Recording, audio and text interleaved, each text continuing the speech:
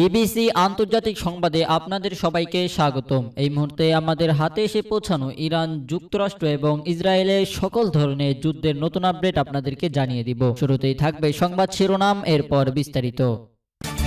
ইরানে আবারও ভয়াবহ হামলার কথা ভাবছেন ট্রাম্প। বট বাহিনী দিয়ে যুক্তরাষ্ট্র ইসরায়েলের ঐক্য ভাঙতে চাইছে পাকিস্তান, নেতানিয়াহু। ইসরায়েলি ড্রোন হামলায় 2 বাংলাদেশি নিহত। দর্শক, এতক্ষণ শুনছিলেন সংবাদ শিরোনাম, এখন বিস্তারিত।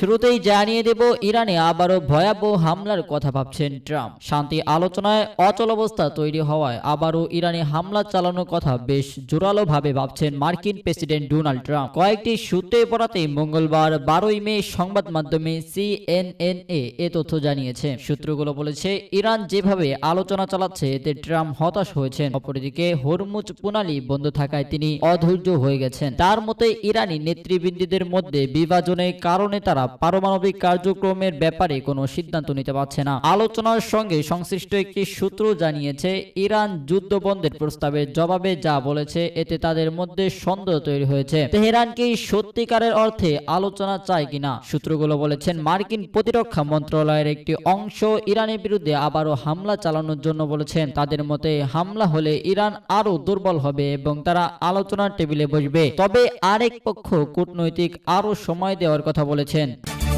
এরপর আপনাদেরকে জানিয়ে দিব, বট বাহিনী দিয়ে যুক্তরাষ্ট্র ইসরায়েলের ঐক্য ভাঙতে চাইছে পাকিস্তান, নেতানিয়াহু। ইসরায়েলের প্রধানমন্ত্রী বেনিয়ামিন নেতানিয়াহু পাকিস্তানের বিরুদ্ধে গুরুতর অভিযোগ এনেছেন। তিনি বলেন, পাকিস্তান সহ বেশ কয়েকটি দেশ বট ফার্ম ও ভুয়া সোশ্যাল মিডিয়া অ্যাকাউন্ট ব্যবহার করে যুক্তরাষ্ট্র ও ইসরায়েলের মধ্যকার সম্পর্ক দুর্বল করার চেষ্টা করছে। 10 মে বিবিএস এর সিকিউরিটি মিনিটস অনুষ্ঠানে দেওয়া এক সাক্ষাৎকারে নেতানিয়াহু এই বিষয়টি গুপ্ত ডিজিটাল যুদ্ধক্ষেত্রে বলে উল্লেখ করেন, যা ইসরায়েলি মাঠের সামরিক সংঘাতের পাশাপাশি চলছে। তরুণ আমেরিকানদের মধ্যে ইসরায়েলের প্রতি সমর্থন কমে যাওয়ার কারণ ব্যাখ্যা করতে গিয়ে তিনি বলেন, কয়েকটি দেশ মূলত বট ফার্ম ও ভুয়া ঠিকানা দিয়ে সোশ্যাল মিডিয়া নিয়ন্ত্রণ করেছে। লক্ষ্য হলো ইসরায়েলের প্রতি আমেরিকানদের সহানুভূতি ভেঙে দেওয়া এবং যুক্তরাষ্ট্র ইসরায়েলের জোট দুর্বল করা। সর্বশেষ আপনাদেরকে জানিয়ে দিব, ইসরায়েলি ড্রোন হামলায় 2 বাংলাদেশি নিহত।